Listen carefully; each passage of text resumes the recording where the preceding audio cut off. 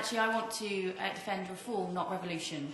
I want to defend politicians and political parties, because I believe that while expenses has obviously been an incredibly destructive force for our democracy, it is not the worst thing that could have ever happened in our democracy. This is not Afghanistan. We are not trading votes here for massive amounts of money. What we're talking about is a culture of a cosy club. It is not the ruination of our democracy, but it does need to be fixed. Some of the discussion that has been taking place over the last few months has had the air of revolution, which is unhelpful, I think, to finding a final settlement, because at the end of the day, politicians are not bad people. In general, they are elected with a pursuit of public service, a sense of duty. They have just lost their way, and in part that is because, as a society, we haven't pushed them as far as they should go, and we ourselves have, in a sense, lost our sense of direction. So I would like to argue certainly for reform, but certainly not for revolution. The first thing I think that we need to do is reform Parliament. It's long overdue. It's certainly true that the House of Lords is a complete anachronism, and it's extraordinary that we still have peers sitting unelected in our upper chamber. A lot of people think that the upper chamber doesn't do anything, so why do they need to be elected? Actually, it does. It's quite a blocking force.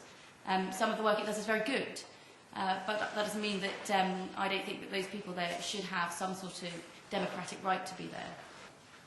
I also think that the power of the executive has become far too ungainly over the last 12 years, and I would like to see a radical reduction in the number of ministers. I would also give select committees a lot more powers and make that an alternative route from ministerial office. In the States, you see politicians being able to build up a real sense that they are a defender of the public right, not because they gain high office in terms of getting to the top in a ministerial structure, but because they sit at the head of a bill committee. And I think that we should try and make that a new career in politics, so that people have respect for those who are not necessarily in the government, but who are still performing a very important function. I would also introduce proportional representation. I believe that the system that we've got into, whereby we squabble around a few marginal seats, which means that in the end all political parties hasten to the middle of politics, has not been necessarily helpful for politics in general. And finally, I'd like to argue for a citizens' convention. At a time like this, where trust has been completely decimated in politics, I do think it's important for politicians to bring the public to the fore. Not in the sense of open primaries, you know, let's just kick the bastards out, but actually sit people down with some of the very difficult discussions that we need to have. Democracy is not an easy thing. We shouldn't make it an easy thing. I think that, you know, one of the issues with politics has been that, you know, everyone sort of tries to pretend to the public that debate and discussion is easy. You know, all of you will have a different view in here. And the idea that you know, it's somehow easy to come to a consensus is just not true. So I would actually set up a citizens' convention, maybe 150 people randomly selected, to look at, you know, what form of proportional representation, or do we want to stay with the present system? What do we necessarily want to do with the House of Lords? Do we want them to be elected by region? Do we want them elected at all? So I would suggest fully elected House of Lords, stronger select committees, citizens' convention and proportional representation as my way of reforming our democratic settlement. I had the peculiar opportunity of being an independent member of Parliament for 4 years. I was elected in 1997 on an issue of public trust in public life. And look where we are now. You could say that I failed lamentably. But there's no reason we shouldn't keep at it. This is work in progress. I've been arguing for a long time before the scandal revealed so much that corruption in the House of Commons is not peculiar and exceptional, but widespread and endemic. And of course there are honest and hard-working and truly honourable MPs. But something like half the total of 646 are now in process of or about to hand back money they should never have claimed in the first place. One of the principles of public life is leadership. What kind of leadership is it where you argue with the fees office for the right of having a £2,200 corner seat in your second home? when you flip your homes, when you build up an entire portfolio of properties at the public expense, when you have the nerve to charge for hanging baskets and potted plants.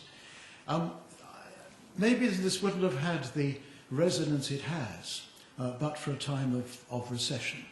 But I think it should have tremendous resonance anyway. I also have a series of remedies, like Jessica. Some of them are the same as hers. Yes, there has to be electoral reform. There is a very strong case for the alternative vote, not AV plus with a little bias towards the political parties, just straight preferential voting. So the MP elected, it keeps the constituency link. The MP elected is the least unacceptable to the most people, which in an age of anti-politics is as good as you can get, I think. We need an end to punch and judy politics. I call it unclenching the fist. David Cameron has himself called for this, but he turns out to be rather good at punch and judy politics, so he's kept at it. We need to loosen the power of the arthritic grip that the whips have on the windpipe of democracy. The question before us this morning is reform or revolution. I think we need a little bit of both, and the revolutionary impulse brings reform. We haven't had a revolution since Oliver Cromwell, and his speech in 1653, when he dissolved the Rump Parliament, holds pretty well, I think. You know, ye mercenary wretches, ye have no more religion than my horse, be gone. Above all, we need to improve the calibre of our MPs, the actual quality of the individuals, to give them a chance, because we need MPs that we can be proud of. These people cannot regulate themselves. And where the miscreants have been allowed to stay in place, and not a single front bencher has been removed from the front bench, not one. Hazel Blair's quit before she was pushed. Alan Duncan was demoted. They're all in place. Well, it's up to us, and I'm hopeful of a small band of elected independents in the next House of Commons as a beachhead of honest politics, setting an example to the others. And the revolution is in progress, and it will bring reform. Smile at us, pay us, pass us, but do not quite forget that we are the people of England, and we have not spoken yet. We're going to have a chance to speak at the next election, and I'm convinced that we're going to do so. Thank you. I, on a very profound level, want to defend Parliament, the principles of parliamentary sovereignty and democracy, against pretty much, I think, all of the proposed reforms that are being discussed and debated at the moment. I think we have to realise why people might be interested in politics in the first place. And historically, I think people get involved in politics insofar as politics is a means by which they can take greater control of their lives by having a greater say in the way that society is organised and run and where it goes in the future. That's the big thing that people are prepared to, have been historically prepared to fight for and struggle for and at times to die for. Parliament as a body which represents the people against the state, historically against feudal and aristocratic privilege and totalitarianism. These were, I think, the first steps towards the foundation of a properly democratic society in which we could all be represented and our will expressed. The members of Parliament are given their authority and legitimacy through popular election, through winning us over to support them in a particular understanding of where they should go and what they should be doing. And they sit there aware of the knowledge that that legitimacy that they've gained by winning us over to vote for them can be just as quickly and just as easily taken away at the ballot box. But for that reason, those members of Parliament are the highest representatives of our interest and our will, and they are a check, and any check upon their authority is ultimately, I think, a check upon our authority to determine what society looks like and how society should be organised. In other words, any check upon the power of members of Parliament is actually a check which comes from a source other than us, and it circumvents our authority and our legitimating function as citizens. The first and most obvious change to the political system that we should do immediately is to abolish the monarchy. That's a simple matter of principle. For as long as we are subjects and not citizens, then we don't live in a democracy. Of course, abolishing the monarchy has the knock-on effect of getting rid of the capacity of the executive to act without the consultation of Parliament in certain very important issues. Think war as one obvious example. The second, slightly more controversial, but I think in the context of this discussion perhaps more important change that I would want to make, is to get rid of the House of Lords. Not to reform it. Don't let's quibble about the proportion of elected and unelected, appointed, unappointed, hereditary, ageing, senile people who should be in there. Let's not quibble about these things. Get rid of it. The principle of having a division of parliamentary chambers is straightforward. It's a means by which the popular will, expressed through our MPs is held in check. Insofar as that chamber is filled with hereditary peers, the popular will is held in check by the aristocracy, and we can probably all agree that's wrong. We're all agreed on that point. Insofar as the chamber is filled with appointed experts, the popular will is held in check by individuals who are deemed to be more enlightened than we humble, ignorant citizens, in order to make sure that we don't make the wrong kinds of decisions by supporting the wrong kinds of decisions or the wrong kinds of individuals making the wrong kinds of decisions in the lower chamber. And insofar as the second chamber is filled with directly elected individuals, all that we do is actually to divide the popular will against itself, to suggest that we need a chamber of differently elected individuals who can prevent or mediate or slow up the passage of our interests and the debate that's going on in that first chamber, slow up that in terms of how it passes into any form of legislation. Unfortunately, these are not the kinds of changes that are actually being proposed at the moment. The kinds of ideas that are being put forward, I think, all involve, primarily attempts to limit the sovereign power and the sovereign authority of our elected MPs in favour of more enlightened, more knowledgeable, more independent, more trustworthy, more expert, or by some account, more independent kinds of authorities. So in response to the expenses crisis, we've seen the growing importance of an unelected and unaccountable civil servant, Thomas Legge. I think it's difficult to feel sorry for parliamentarians, or indeed to support their revolt against the retrospective introduction of fees legislation. There are so many things that it would have been good had they revolted over the last few years, that to think that the only thing that gets them livened and engaged is their own expenses is a bit sad and pathetic. But nonetheless, let's defend the principle, which is that Parliament, the body which is the highest authority in the land, which passes laws by which we are all bound, and which determines the course of politics, which scrutinises government, which holds the state to account. These are the jobs that Parliament can and should do. The idea that that Parliament can be subject to any external authority, be it independent experts, be it civil servants, or any other expert body of opinion, is, I think, profoundly undemocratic. The debate that's been going on since the expenses crisis has been dominated, unfortunately, by a lot of trivia and a lot of talk about tinkering around the edges and changing a few nuts and bolts here and there. Now, I do think that British politics is in crisis, but not because of the scandal of parliamentary expenses. This crisis goes much deeper and is in danger of worsening still. Now, we're seeing demands for bans on second jobs, banning the employment of family members, introduction of primaries, and power of recall. And these are basically gimmicks that completely miss the seriousness of the crisis, which portray a fundamental misunderstanding of what representative politics is about, which threaten to distract us from the real nature of the problem. In our rush to punish those few greedy and corrupt MPs, and in the name of making our politicians more accountable, we seriously run the risk of making our politics less accessible to ordinary people and less accountable to the people. And in our bid to demand MPs higher standards, we risk stripping the meaning and purpose of politics from the political process, treating MPs as nothing more than civil servants, expecting them to clock in on time, abide by the laws and report back to their managers. Now, there are serious fundamental issues at stake which can be addressed by radical constitutional reform. And if we have a brief look at our constitution, we see that of all the institutions at the national level, only the people are only involved in one, and that's the Commons. The Lords has been successfully reformed backwards by several hundred years to when it was all appointed. The ever more powerful and centralised government is indirectly chosen through poorly run and infrequent elections. And as far as the head of state is concerned, we're told that is none of our business and none of our concern. And of all these institutions, it is the Commons which is in decline, and the expenses scandal is accelerating that decline. We must recraft our constitution as a republic. A nation governed for the people and by the people, a constitution based on popular sovereignty, not the sovereignty of the Crown, not the sovereignty of Parliament. We certainly need to scrap the Crown, an institutional legal instrument that has kept power at the top and at the centre. We need a written constitution which does place limits on the power of government and Parliament, putting in plain English for all to read and understand who has power, in whose interest must they be using that power, how did they get there, and how do we get rid of it. And we could benefit too from a head of state who could play a role in the political process, act as arbitrator and referee, guardian of the constitution, and representative of a nation, able to speak on significant issues of the day. Now, there is a job to be done as head of state, and we must be able to choose who does that job and hold them to account for it. So is it reform or revolution? I would say it's revolutionary reform. And we need a new way of doing politics, a new understanding of the role of Parliament and politics and politicians, an understanding that Parliament is ours. MPs should be representatives of ordinary people, not public officials or civil servants.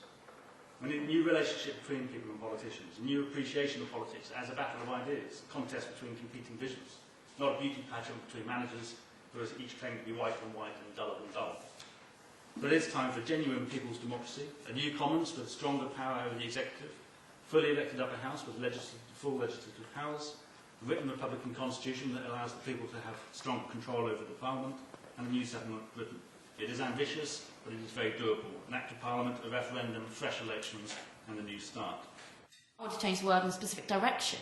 So I want people to be able to access healthcare free at the point of need. I want people who go through the education system to have every single opportunity available to them. I do not want people living in overcrowded housing because rich people don't want to pay as much tax as they do in this country. I think that we're missing the point of politics and politicians, which is about ideology. And you can say that everyone's the same in the middle, and I said that too. It's true that in order to win elections in this country, you need to coalesce and not frighten people, because you have a system of swing voters who will say, oh, I don't want to be overtaxed, so I'm going to vote for the party who makes me feel that I'm not going to be overtaxed. What we don't have in this country is a genuine debate about right or left, or the centre, or the far left, or the far right, and BNP has come to prominence precisely because I think we haven't had that serious debate about migration, about social housing, about the white working class, because it is just too difficult for politicians in the electoral system we have, I think, to have a genuine discussion that's very, very open. The second thing I want to say is, we the people is a wonderful concept. I love Thomas Paine. America is based on that system, and they've had a wonderful election in Obama. But the fact is that hasn't actually massively changed their turnout. It hasn't made the public any more ideologically excited about politics.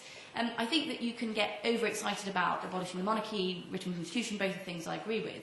I do not think at this time those two things will suddenly lead to a massive revolution in our democracy. Actually, the problem we have is we don't have enough people turning out. We don't have enough people who even know anything about politics in this country or care. There are too many people in this country who are just actually happy with the system as it is. And that's why, actually, I would like a bit more revolution. And I think, Martin, what you've done as a purveyor of decent politics is great. But you go to local government level, say Wales, where a lot of independents stand, and you know what? They are very corrupt. Because actually they do not have a political party system to have a sense of values, a sense of, what are we actually in politics for? And actually I think a whole Parliament of Independents would be an absolute disaster, because it would take away what I think is very, very important, which is a challenge, a battle of ideas, and this is the whole point. It is about, how much more do we want to spend of our tax on healthcare or education or international development? Do we want to reorder society in a different way? Those are the sort of debates we should be having. And I think that while all of this reform is incredibly important, I don't think that we should reduce it to simply we the people before we have that conversation with the people about what they want.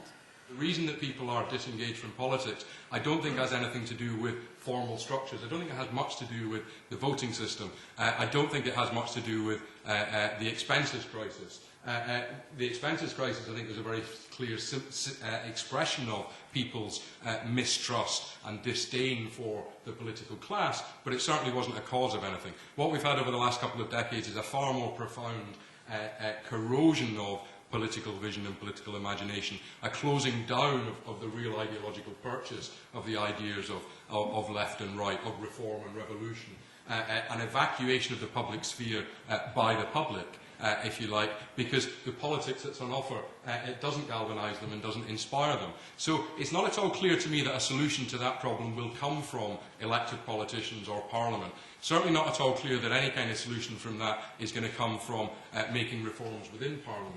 What I'm suggesting in defending the idea of parliamentary sovereignty is actually an attempt to defend the role that we play in making decisions in our lives and the form through which we do that. And anything that, even on a formal level, limits our capacity to control Parliament and to control our elected MPs, I think is a problem, because it would take us further away from the possibility of having any further functioning democracy. I think the real difficulty that MPs have at the moment is that it's actually quite difficult because they seem not particularly united by any engaging political project, certainly not within parties united by any coherent ideological project. Pretty difficult to imagine why anyone would be an MP at the moment, other than perhaps to line their own pockets. And that's the kind of mindset that you see being expressed in the expenses crisis discussion.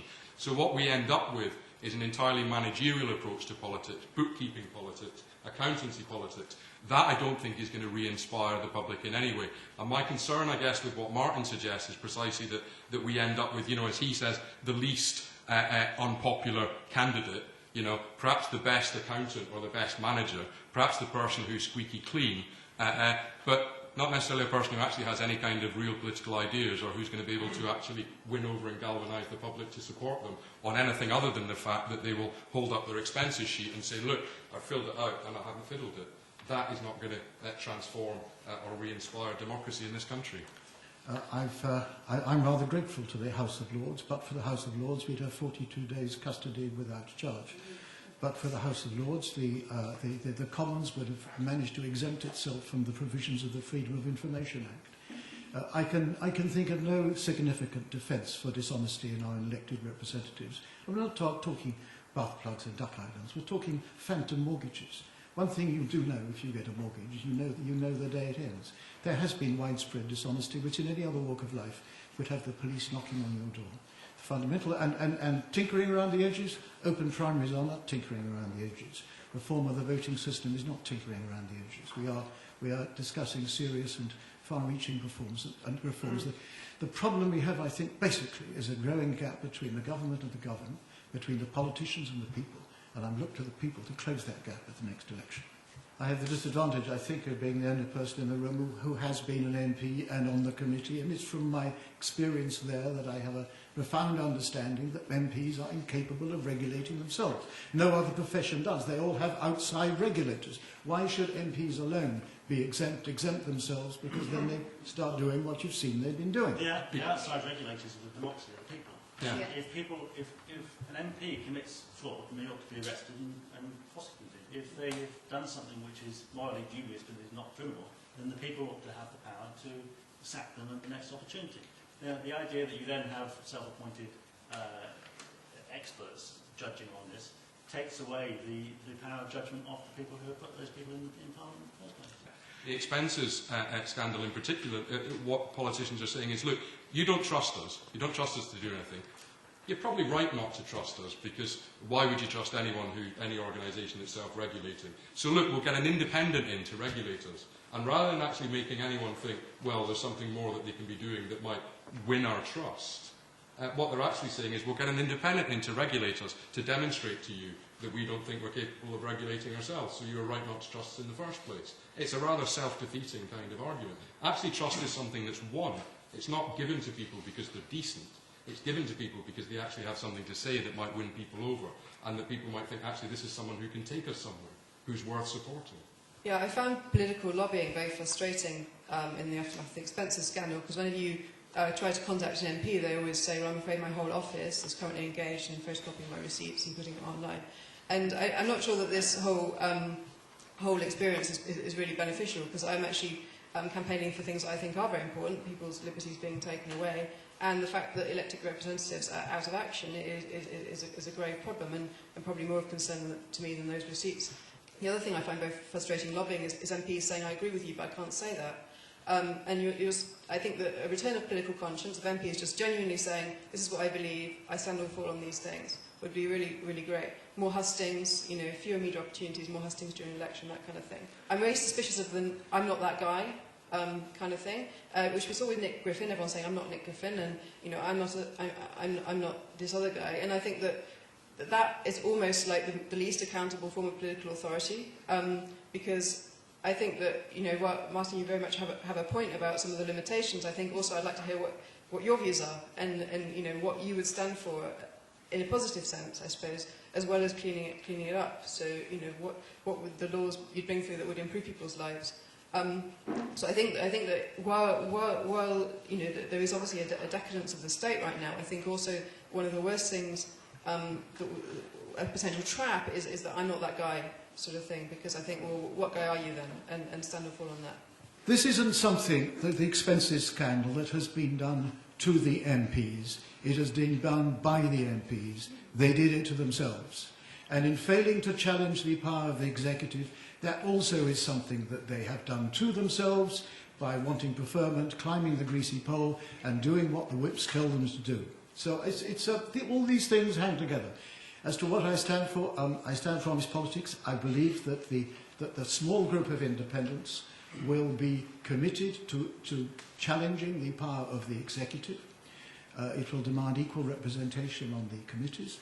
And I do not want a parliament of independents. The last time we had that was in the 18th century. It was the most corrupt ever.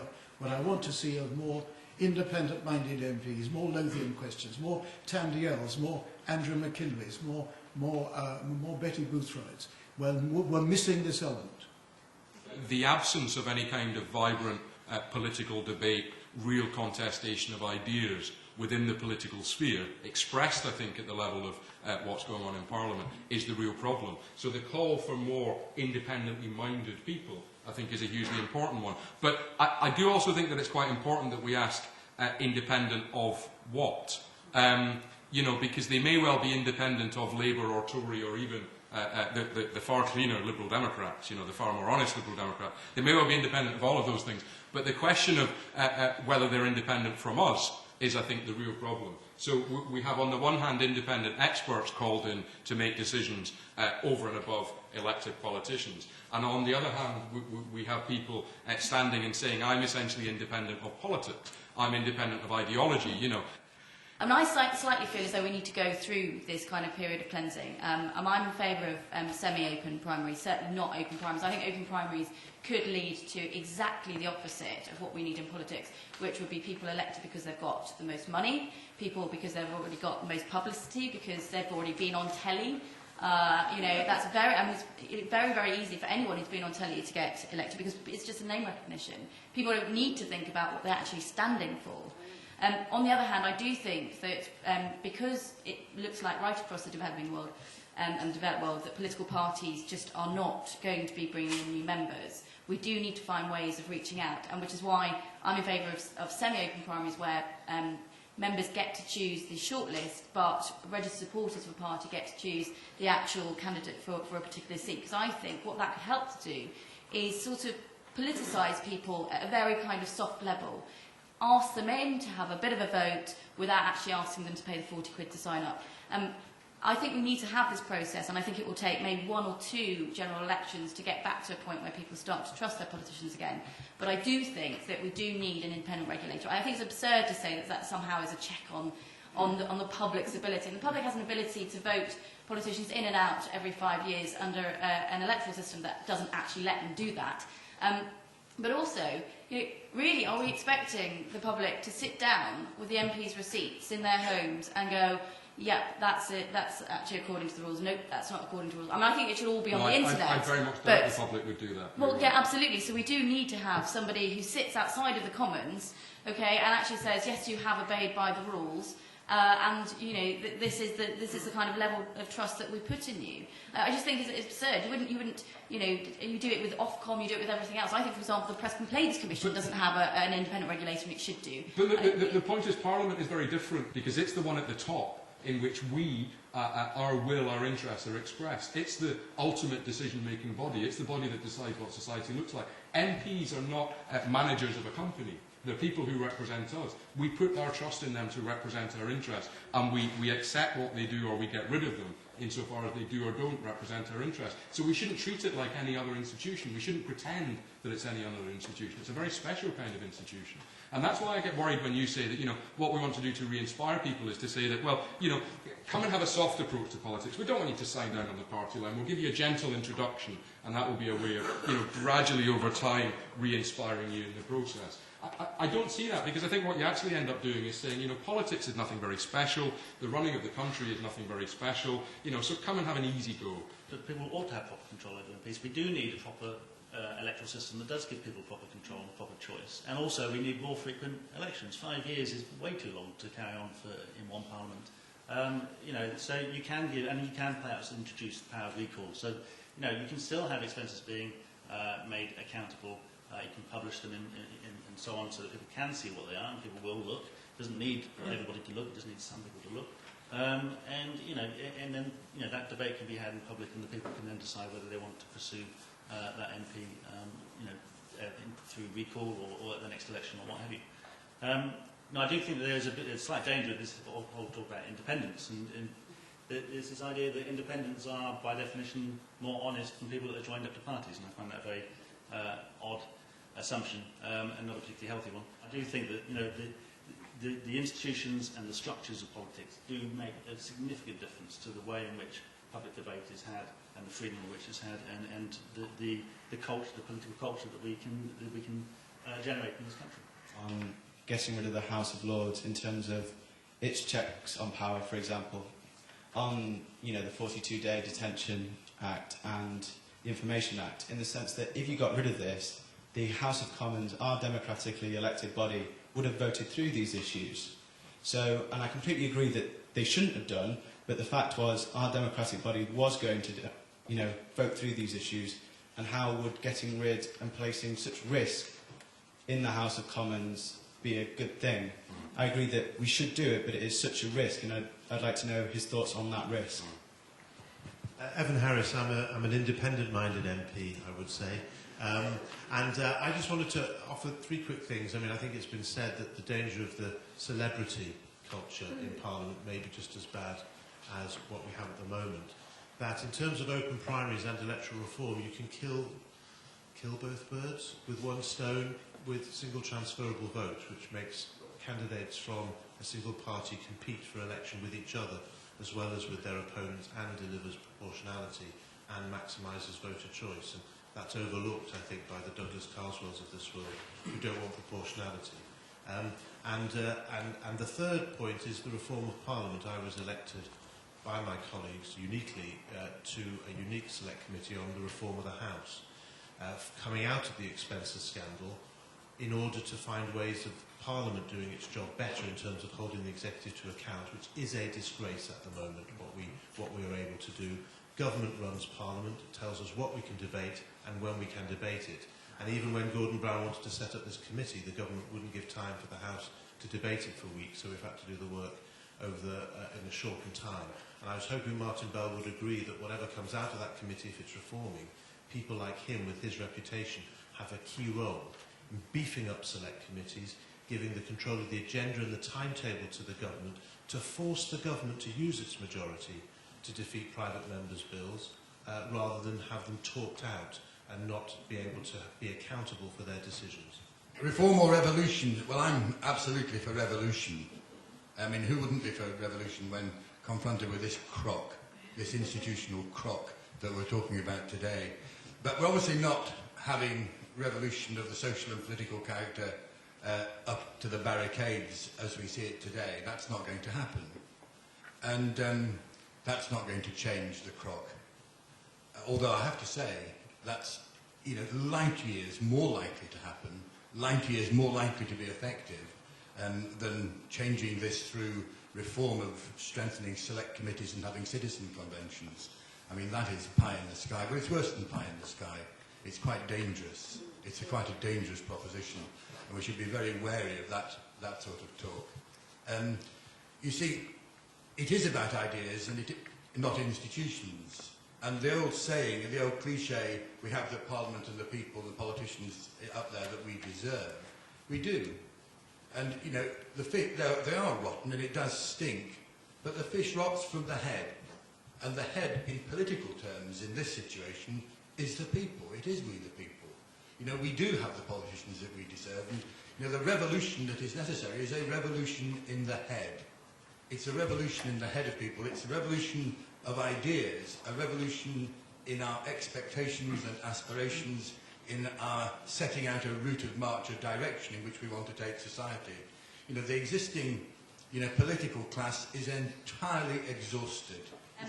I think there is a real problem, and you're right, and we do need a revolution on the head. But also, I'd like to challenge your cynicism, because actually you get people who only want to get into politics for the power, because anyone who ever thinks about it for the right reasons gets the cynicism to come back and they just go, actually, I want to do a job where people see me and trust me and like me, and don't question my motives. I'll go work for a charity, or I'll work for an NGO that's trying to tackle climate change, because actually at the end of the day I get up in the morning and I go and do a nice job and I go back home and everything's okay. Politicians actually at the end of the day, as I said at the beginning, I think most of them do go into politics for the right reasons, not just because they want to get power, but because they actually want to do something with the trappings of power to change people's lives. And I've seen politicians day in, day out do that for their constituents. People who stop people getting deported for the wrong reasons, people who actually do get, somebody, a council house that they've been waiting for many, many years, because they just put in, the time and the effort to actually ensure that the bureaucracy works well. Now, that doesn't sound, like the right reasons, but it is actually at the end of the day, it's actually performing a service for people when you've got a position of power. So I think slightly challenge your own cynicism, otherwise, we're not going to get the kind of politicians that we need. Second thing you said was that you're aware of citizens' conventions and you think it's pie in the sky and dangerous. Well, I don't think it's pie in the sky. There's a bill going through at the moment. All it takes actually would be for the government today, for the party that I believe in, to support that bill, and actually would be able to put that into process. It's not pie in the sky, it's absolutely achievable. The number 10 essentially is like a black hole. It does suck ideas in, it sucks power in. It has a huge dragging effect on the whole political system. The power of patronage, the power of the whips, it does deaden the power of Parliament. The question was raised about the House of Lords, and it's been suggested that the House of Lords played a fundamental role in stopping our elected politicians from doing what they wanted to do. But the elected politicians weren't doing what they wanted to do, they were doing what they were being told to do by the executive. And so if you can have fundamental constitutional reform in the Commons, then the House of Lords is less of an issue in that sense. But I think that we ought to have a fully elected upper house in the same way that Australia does, and that works pretty well. The issue about paying MPs less is what I was kind of getting at the beginning about, this kind of witch hunt mob mentality that is going on about in the wake of the expenses scandal.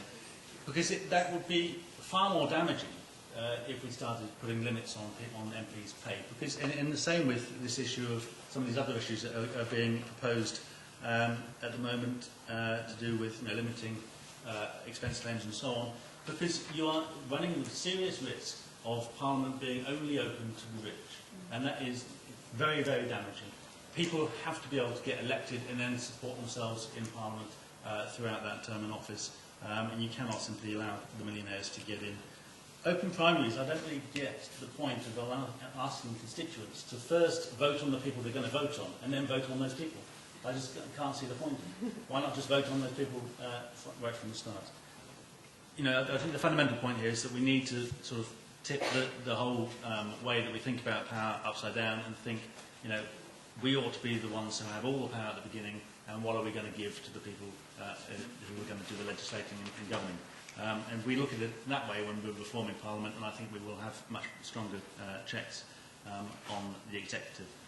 The danger that we have at the moment of potentially reforming Parliament around an absence of politics and accommodating to a situation in which politics is dull, lacking ideas and lacking any kind of vision. That, I think, is why I'm dubious about both the reforms, the reforming agenda that I profoundly disagree with, which serves to introduce independent authorities over MPs, but also why I'm slightly dubious about the idea that the way we solve the problem is by writing down a constitution, as if we could get a bunch of academics together to come up with a constitution and then get the people inspired by the process. I'm nervous about both of those ideas.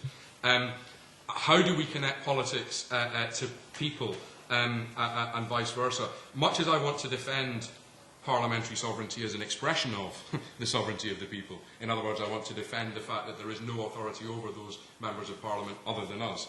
I think the fact that MPs won't do it for themselves, which has been largely true, is perhaps an expression of the problem of formal politics as it exists at the moment, and the dearth of any kind of real ideas or indeed real representative function in formal politics as it exists at the moment. And I suppose that leaves me thinking we need to demand a bit more of our politicians, but it's also the case that we perhaps need not to be too naive and expect that by changing Parliament or by changing the way our elected MPs do things, that will sort the problem. Actually, there are lots of issues that we actually, I think, need to take up for ourselves, making demands of them, perhaps standing in opposition to them, forming our own and attempting to galvanise our own political projects. And that's actually something that I think we need to do quite urgently. That's the way that politics will be transformed, that Parliament will become more accountable because we demand its accountability to us. And potentially that in that process we might be able to win people over to a more certainly divisive, conflictive politics through which we could actually start negotiating how we want society to be run. The idea that what we need is more conflict and division and battle of ideas. I've spent all my life around conflicts and divisions and battles. We want to agree with each other. We want to improve things. We need to work together. It isn't their parliament. It isn't even Evan's parliament. It's actually our parliament. And I think we can do it. But just to sort of have phony arguments with each other, I don't think really gets us there. Look, let's understand. There's no New Jerusalem. There's no shining city on the hill. Our MPs, at least half of them, have disgraced themselves and disgraced each other. And it is for us to apply the remedy at the ballot box. We can have a future where every vote counts through a reformed electoral system. We can have a future where the public actually put forward constitutional change through a citizens' convention. We can have a future where we have a reformed elected upper house.